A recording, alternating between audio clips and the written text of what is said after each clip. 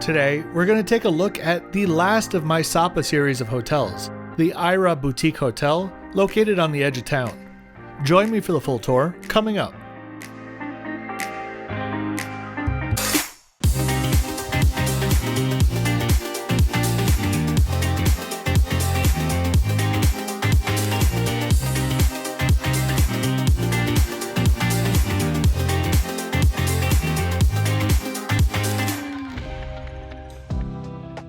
Sapa is an idyllic mountain town in the far northwest of the country, accessed only by bus, sprinter, or train. The town keeps itself hidden and hosts Vietnam's highest mountain, Fancy Pan. The Aira is well situated to be what I call a transition hotel, which I'll explain in a bit. First off though, a quick look at where we are. If you'd like some more detailed information about Sapa, please check out one of my other videos. This map is just to show you one thing, that the Aira is a bit outside of town. The white area is where most of the tourist attractions and hotels are. Here at the Aira, we're right on the edge.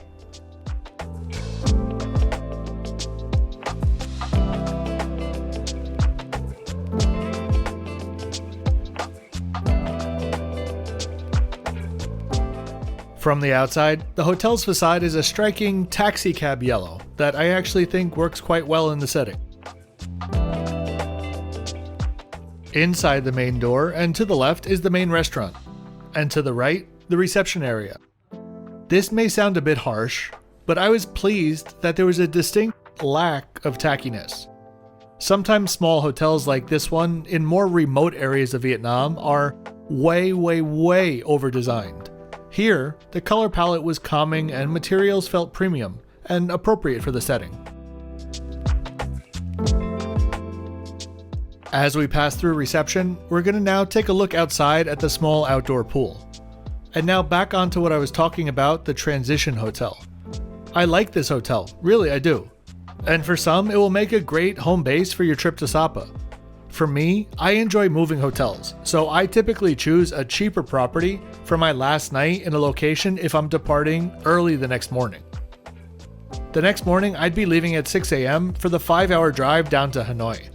So for me, there's no reason to spend more than double the price on another night at the M Gallery, for example. I also use the same rationale in reverse if I'm arriving into a new location after dark, let's say.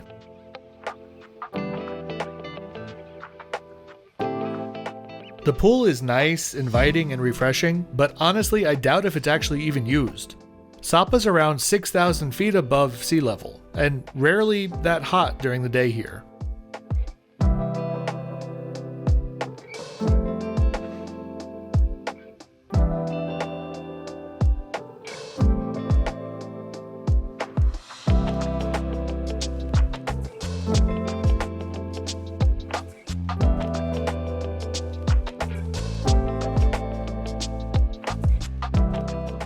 The restaurant, decorated in a variety of Hmong minority group patterns, served up food throughout the day and was actually really good, which we'll see in a bit.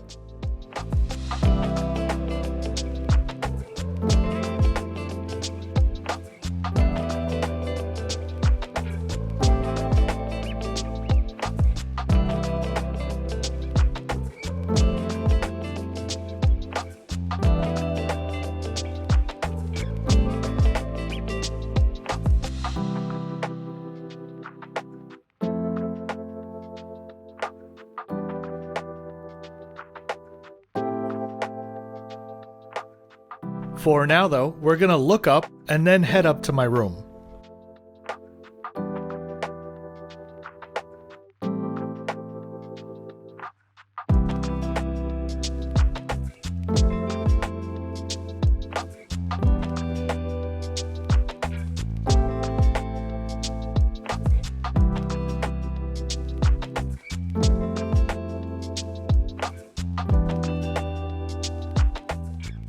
Up to the 4th floor, I reserved an executive suite with a terrace.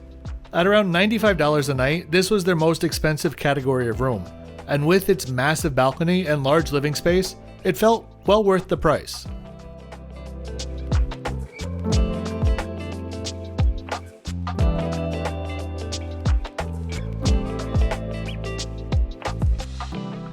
The room was dark and cozy, with a decent sized closet and well-stocked, relatively speaking, minibar.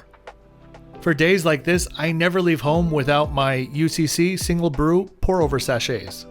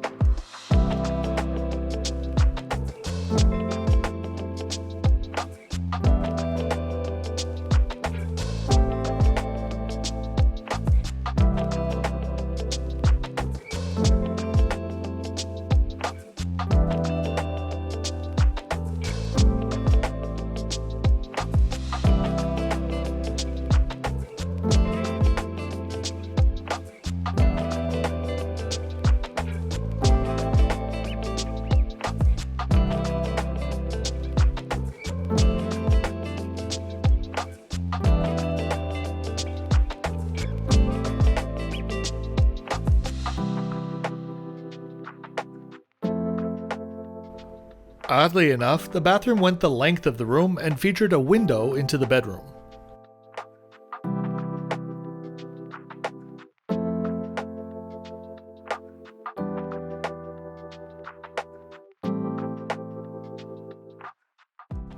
The bathroom also had a heat lamp, which is quite common in hotels up here.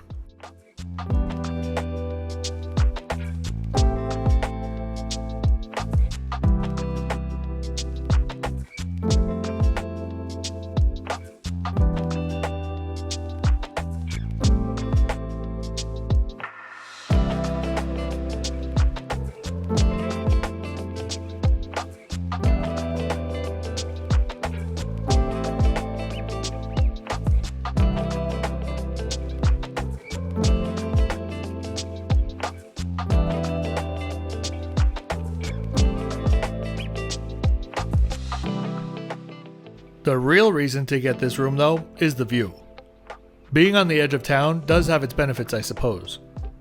Generally, you'll find the best weather in April and May, with the most beautiful patties in August and September. Hazy days and foggy nights are common year-round, though.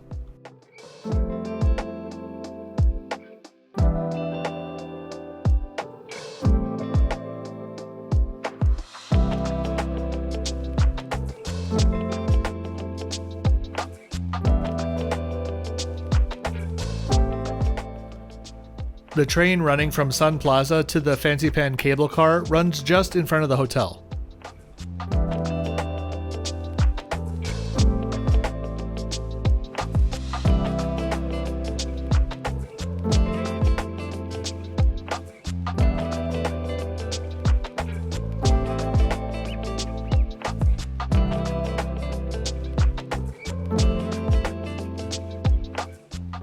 The balcony has a table and chairs and a couple of loungers and is the perfect spot to set up all of your cameras to catch the spectacular sunset.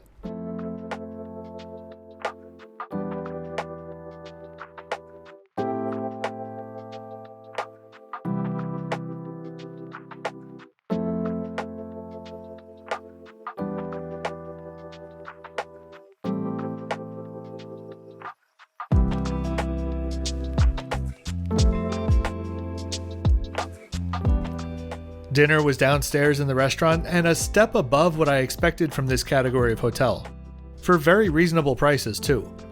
Their bottles of wine also happened to be 50% off. I asked if I could buy one for the room instead and have it after dinner. They said sure and insisted on setting it up in my room for me before I finished dinner, which was a very thoughtful touch. Overall, I really enjoyed my short stay here and soon enough followed the Red River back down to Hanoi. Now on to the flip-flop score. For the nightly rate, I think it was a decent value and the hotel presented really well with great service to boot. The only place that I'd knock it a bit is for the location and convenience, as it was a good 10 to 15 minute walk to get just about anywhere in a well-known part of town. Overall score, a great 88 out of 100. I'd be happy to stay here again for another transition night if needed. I really hope that you found this quick tour helpful and hope that you'll hit that thumbs up button and subscribe for 2 new hotel or flight reviews every week. It really does help out the channel.